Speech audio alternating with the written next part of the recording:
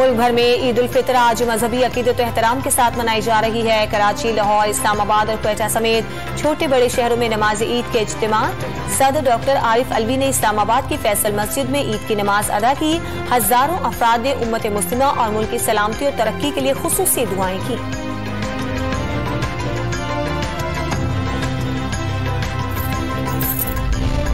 वजीर आजम शहबाज शरीफ और वजीर आला पंजाब हमजा शहबाज समेत शरीफ खानदान के अफराद ने जाती उम्रा में नमाज ईद अदा की।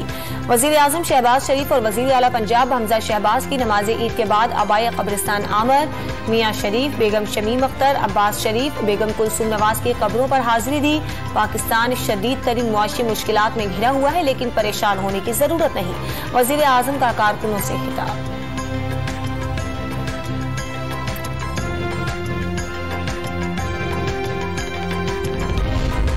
सदर और वजीर आजम की पूरी कौम को ईद उल फितर की मुबारकबाद। जरूरतमंदों और मोहताजों की भरपूर मदद करते हुए उन्हें भी ईद की खुशियों में शामिल होने का मौका फराहम करने पर जोर।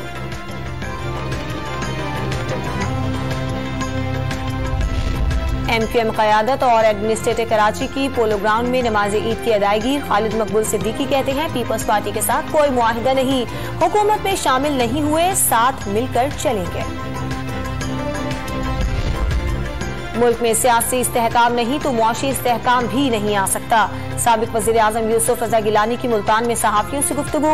PTI हुकूमत पर तारीख की बदतरीन इंतकामी कार्रवाइयों का इल्जाम लगा दिया।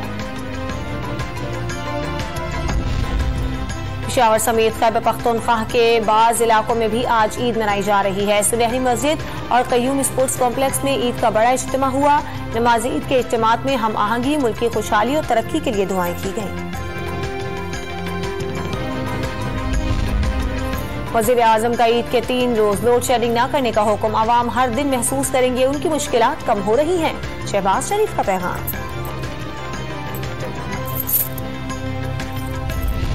ईद उल फितर के मौके पर मलका कोहिसार में 8000 गाड़ियों के दाखिले की पाबंदी खत्म। ट्रैफिक पुलिस के मुताबिक गैर मामूली रश देखते हुए दोबारा पाबंदी लग सकती है।